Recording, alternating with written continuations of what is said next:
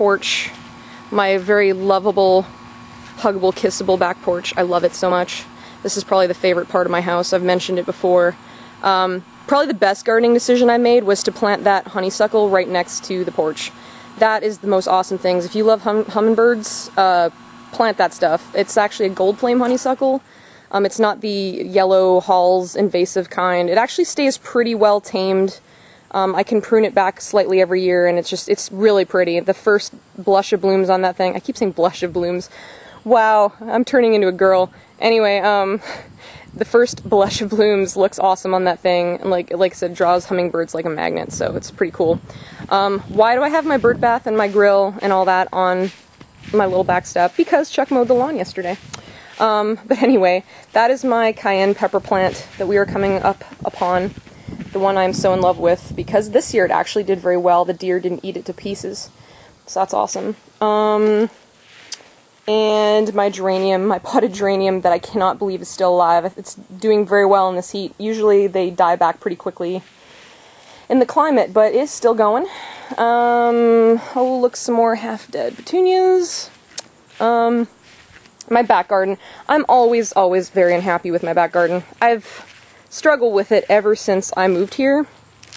The things I like about it, I really like the Peruvian daffodils I have planted, which are just finishing blooming now. They're really pretty. They don't last very long. The blooms only last like a day and a half, but I really like the foliage. They're getting kind of unruly though, so I might try and dig them up and divide them. I did that once, and man, they were a bitch to dig up. Dudes, a bitch to dig up. Because it's like digging up a freaking turnip times 5 for each plant. Anyway, but yeah, once again, full of weeds. I just planted a coneflower in there not long ago, and actually I think it's doing better because it's being shaded by all the weeds. But anyway, I promise I'll get out here and weed soon. Please stop crying, my fellow gardeners. Anyway, yeah, so that's my little sad tour of the back there. Another mum, and yes, it is planted in an odd spot, but I like that it holds up the foliage of the Peruvian daffodils, because otherwise it would just flop over and look even worse. And usually when the garden is more full, it doesn't look so odd to have them right in front of the things, but I don't know. I'm sure you all are just going, ugh, that's horrible. Anyway, this is one of my favorite parts of my garden as well. This is my endless summer hydrangea. It looks really sad right now.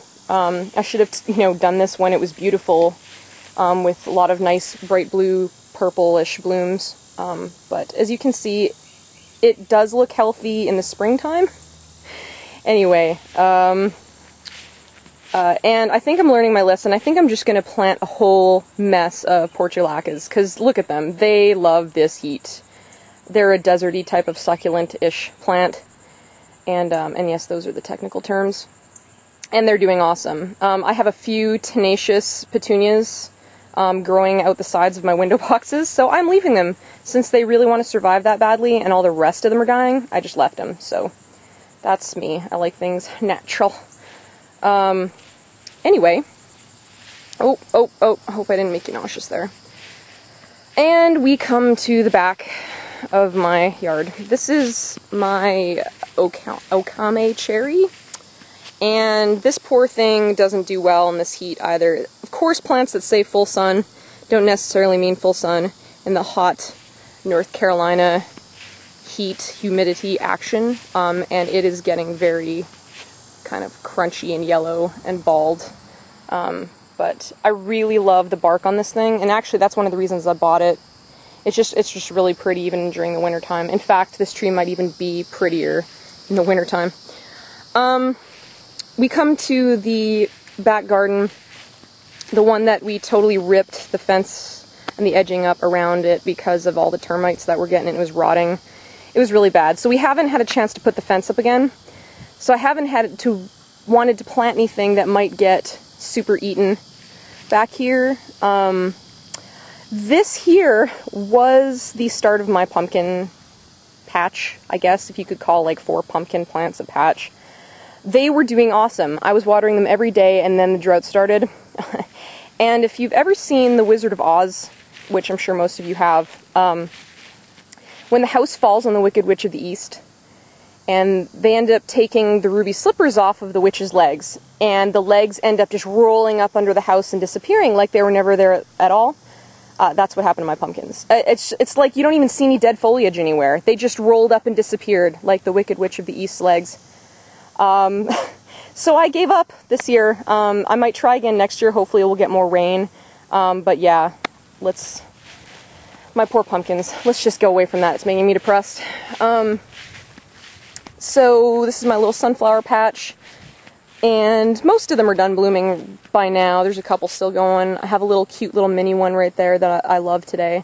And even these things look like they're just tired of having no water. And a bunch of weeds at the bottom again, but I usually let the weeds go in there. I don't care. It's just sunflowers. It's not like I'm growing them for business reasons or anything, you know. But yeah, yay sunflowers. This is my little project. As I said earlier, I want to try and make something out of this area of the garden, kind of like a cluster of plants that I really like. That rosemary, man, it started as a little twig and now it's huge, and I probably should prune it back, do something with it. I don't know what to really do with it, but I still like it. I mean, I actually use that for cooking. And the Ann Magnolia, they are both similar types of magnolias. The Ann Magnolia I have here, the one that I manhandled, I cannot believe still has leaves on it. I can't believe it's still going. Some people were talking online that they tried to move theirs and it just died immediately. And this one, I beat the shit out of it. And then I decided at the last minute, you know what? If it survives this, it deserves to live. So I planted it and it's still going. So yay to that thing. But everything in here, this area, about the only thing that really does well are my tiger lilies and my Asiatic lilies, and the daylilies. But everything else just does not do well out here. It's just too damn hot.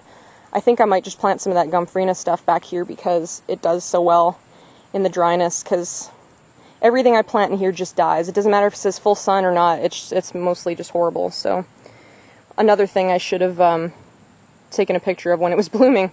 And we leave the tomato cages in the middle because the birds love sitting on it, so that's why that's there.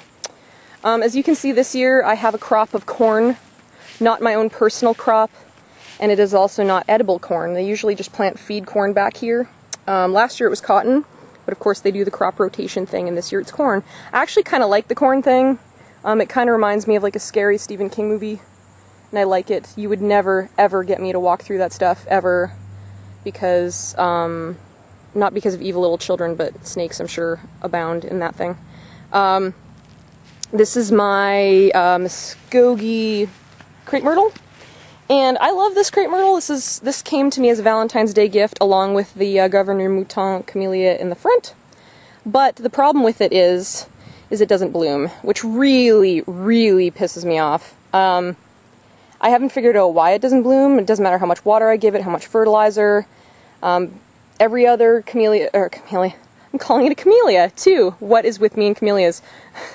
Every other crepe myrtle in the place here has bloomed, but mine. I don't understand. The thing it does well is shed bark, and I really love that feature. It is shedding bark very nicely, and I love it. But other than that, no flowers. Alright, let's go this way, That's mostly my garden. Sorry most of it was dead and not very pretty. But that's the way it goes in the summertime in North Carolina. I just lose my mojo. Man, I can't bring myself to get out here and water. I'm tired from work, I'm tired from doing other stuff, and it's just too hot for me. But anyway, my last bit of my tour is going to be this side, the north side of my house, which I barely have anything in. This is my only Mother's Day present I've gotten. Sorry, Chuck, I'm really not trying to guilt you. This azalea, and I planted it here because I don't really have a whole lot of part shade places, and it seems to do all right here. This used to be my cucumber plant, and it is now not anymore a cucumber plant. It looks horrible. But I did get 5 cucumbers off it, very nice sized cucumbers, so I'm proud of that. That's the best they've done since I've been here. And here is my little joy. This is my miniature Bloodgood Japanese maple. I bought this thing for 12 bucks on clearance.